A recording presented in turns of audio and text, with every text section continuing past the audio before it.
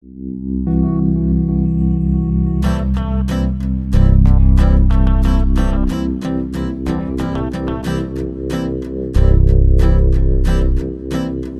festival comes from London because really the origin is at Keats' house in London, the late 70s, maybe 1977, when I started poetry readings at Keats' house, using the Helsinki Agreement, which provided funds to bring writers from, in essence, Central and Eastern Europe to other countries to have free information.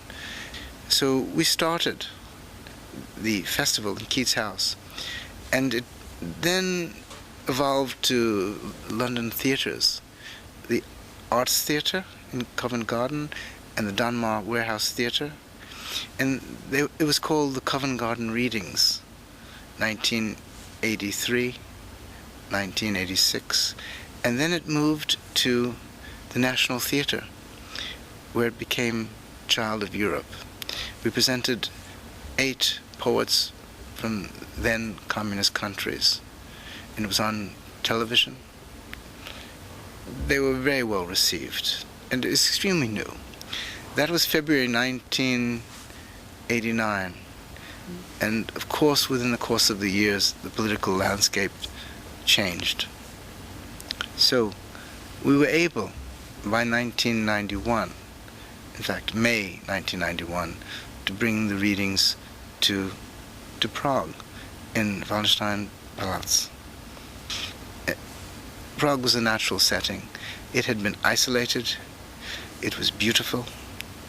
It was to try to evaporate the grayness and bring ideas and actually writers freely to Prague.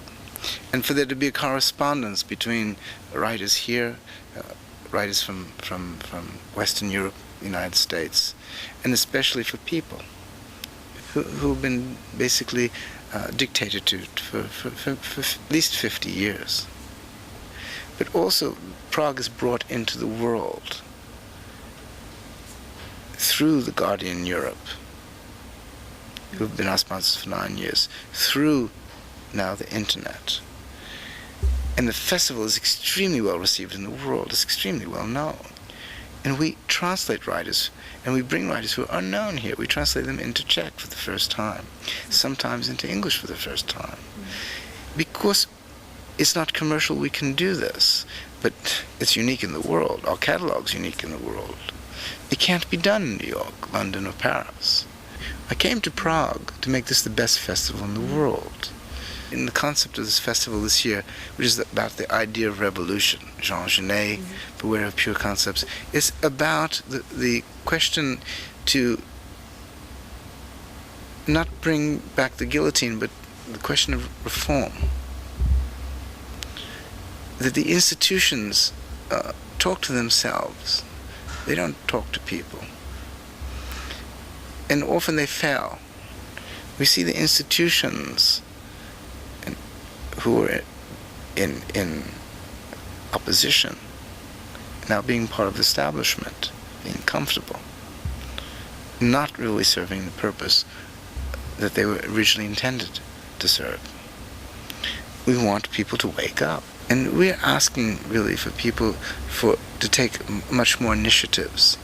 And to do that, you need a sense of comparison. You need various paths. You need to have a correspondence. And that's what the festival's about.